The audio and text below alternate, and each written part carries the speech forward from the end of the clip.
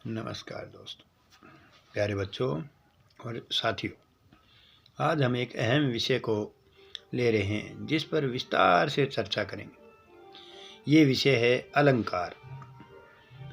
अलंकार कोई भी एचटेट हो, सीटेट हो, आरटेट हो या कोई भी कंपटीशन एग्जाम हो, उसके अंदर महत्वपूर्ण रूप से पूछा जाता है और इससे संबंधित 1-2 प्रश्न अवश्य ही प्रत्येक परीक्षा में आते हैं।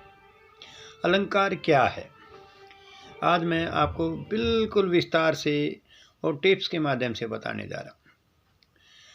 अलंकार शाब्दिक अर्थ आभूषण या गहना। अब आपको पता है आभूषण और गहना किस लिए प्रयोग किया जाता है? सुंदरता को बढ़ाने के लिए। अब कह सकते हैं व्याकरण के आधार पर जिस प्रकार स्त्री अपने सौंदर्य को बढ़ाने के लिए आभूषणों का प्रयोग करती है, उसी प्रकार काव्य की शोभा बढ़ाने वाले शब्दों को अर्थात धर्मों को अलंकार कहते हैं। प्राचीन काल में संस्कृत में कहा भी गया है, काव्यम शोभाकरान धर्मालंकारान प्रचक्षते, अर्थात काव्य की शोभा बढ़ाने वाले धर्मों को अलंकार कहते हैं। अब जिस तरह आभूषण भिन्न भिन्न होते हैं, इसी तरह अलंकार के भी अलग अलग भेद हैं। अलंकार 3 प्रकार के माने गए हैं। सबसे पहले शब्दालंकार, अर्थात जहाँ शब्द के माध्यम से काव्य में चमत्कार या सौंदर्य उत्पन्न हो, उसे शब्दालंकार कहते हैं। दूसरा है अर्थालंकार, यानी जहाँ शब्द के अर्थ के माध्यम से काव्य सौंदर्य में बढ़ोतरी वृद्धि हो।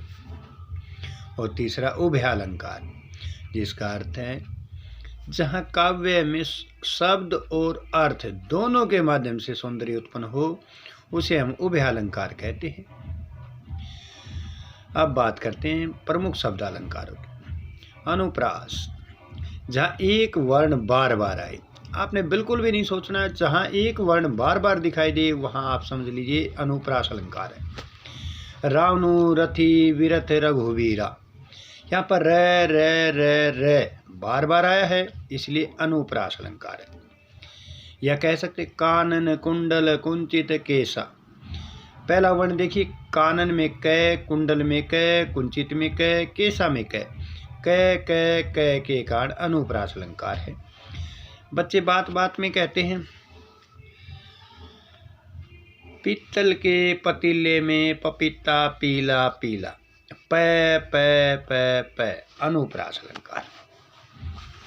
दूसरा है आपका अनुप्रास के बाद यमक, जहाँ पर शब्द का प्रयोग बार बार हो और उसके अर्थ भी अलग अलग निकले, वहाँ होता आपका यमक अलंकार।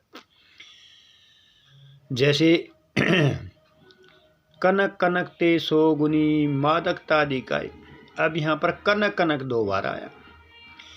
पहले कनक अर्थ है सोना, दूसरे कनक अर्थ है धतूरा, इसलिए कनक के भिन्न अर्थ होने के कारण यहाँ पर यमक अलंकार है। इसी प्रकार से रति रति शोभा सब रति के शरीर की, यहाँ पर जो पहले रति रति है उसका अर्थ है जरा जरासी, और दूसरा जो रति आया है वह नाम विशेष है, कामदेव की पत्नी रति, इसलिए रति के भिन्न अर्थ होने के कारण यहाँ यमक अलंकार है। अब तीसरा शब्दालंकार है सलेश, शाब्दिक अर्थ चिपकना। जिन काव्य पंक्तियों में शब्द का प्रयोग एक बार हो लेकिन उसके अर्थ एक से अधिक निकले, वहाँ सलेश अलंकार होता है। जैसे अब बात करते हैं किस प्रकार से।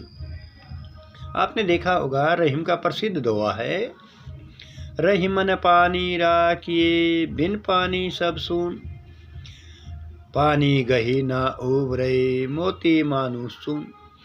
यहाँ पर जो दूसरी पंक्ति में पानी शब्द आया, यहाँ सलेश है।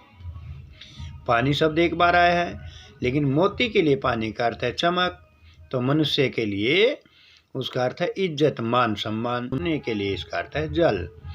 इसलिए पानी के भिन्न भिन्न अर्थ होने की वजह से यहाँ पर आपके सलेश अलंकार है।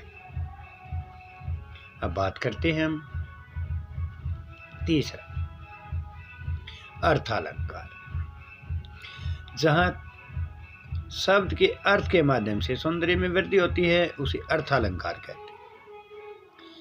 प्रमुख अर्थालंकार हैं उपमा, रूपक, उत्प्रेक्षा, अतिशयोक्ति, अन्योक्ति, मानवीकरण।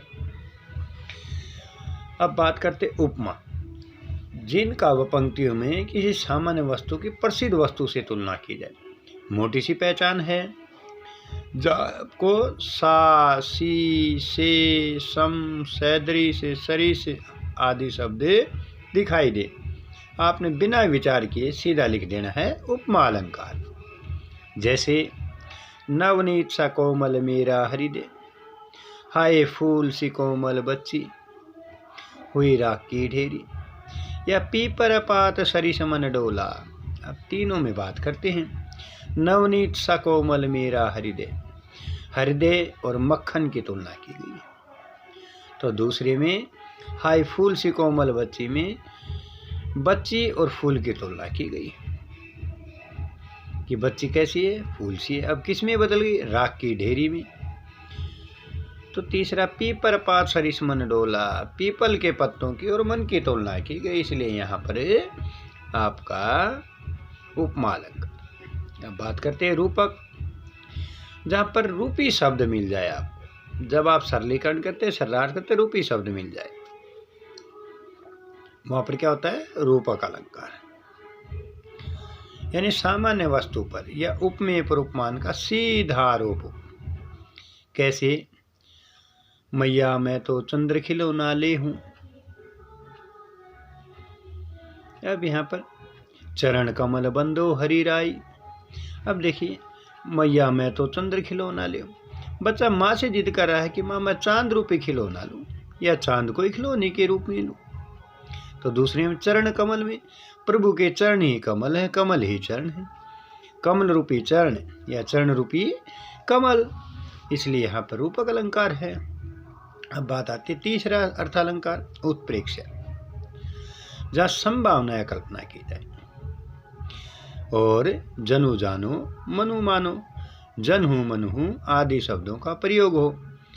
जहाँ पर आपको ये शब्द दिखाई दे वहाँ तुरंत उत्तर दे दीजिए उत्प्रेक्षा अलंकार। कैसे,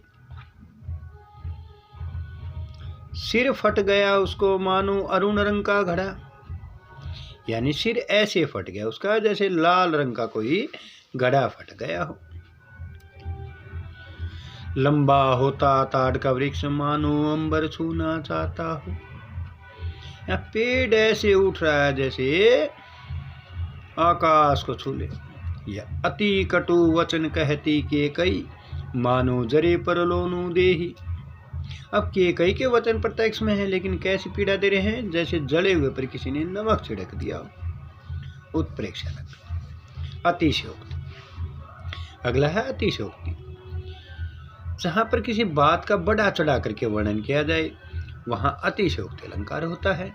कैसे, हनुमान की पूंछ में लगने पाई आग, लंका शिगरी जल गई, गए निशाचर भाग।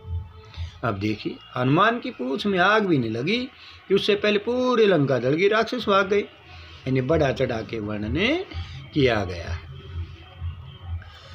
जहाँ पर इस प्रकार से आपको वर्णन दिखाई दे, या राणा की पुतली फिरी नहीं की चेतक मुड़ जाता था, हवा से बाघ हिली नहीं की सवार लेकर उड़ जाता था।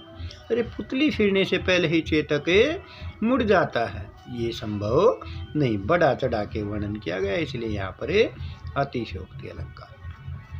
अब आता है मानवीकरण, जहाँ जड़ प्रकृति पर मानवीय क्रियाओं का आरोप, यानी निर्जीव वस्तुओं को सजीव की तरह जहाँ दर्शाया जाए वहां पर होता आपका मानवीकरण। कैसे, देख पसीने से तरबतर मुझे पंखे ने पुकारा, देख पसीने से तरबतर मुझे पंखे ने पुकारा। यहाँ पर पंखे का मानव के रूप में वर्णन किया गया, इसलिए यहाँ पर क्या है, मानवीकरण अलंकार है। तो आ गया था अन्योक्ति। अन्योक्ति, अन्य जमा उक्ति, अन्य दूसरा उक्ति बात, जहाँ किसी दूसरे के लिए बात की जाए वहां होता है अन्योक्ति अलंकार। यानी प्रत्यक्ष में कोई है और वर्णन किसी और का किया जाए, वहां पर क्या होता है? अन्योक्ति अलंकार। इस तरह से प्रस्तुत उपमेय से अप्रस्तुत उपमान का वर्णन किया जाए।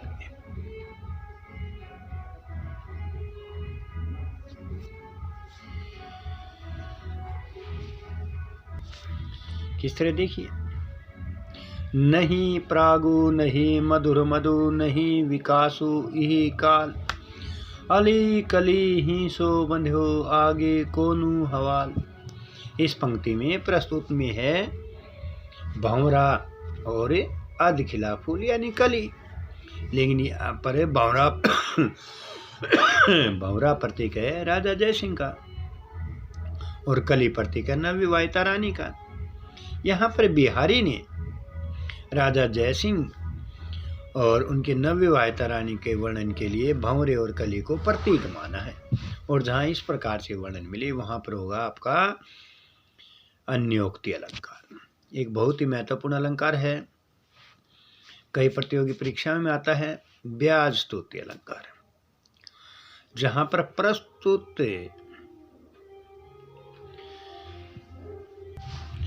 जहाँ पर प्रशंसा के द्वारा निंदा और निंदा के द्वारा प्रशंसा की जाए, वहाँ पर ब्याज स्तुति अलंकार होता है।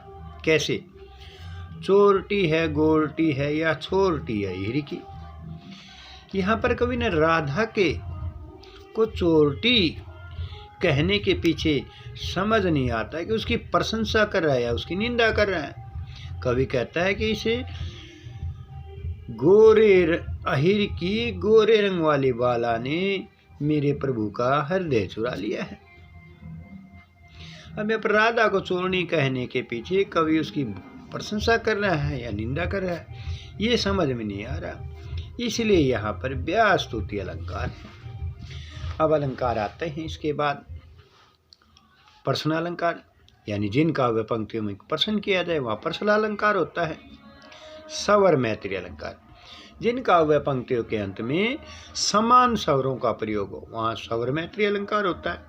इसी प्रकार से पद मैत्री अलंकार है, जिन काव्य पंक्तियों के अंत में समान पद का प्रयोग हो, यानी आखिर में पंक्तियों के एक ही शब्द बार बार आए, वहाँ पर होता है आपका पद मैत्री अलंकार। ये था छोटा सा विषय अलंकार का, जो बहुत महत्वपूर्ण है।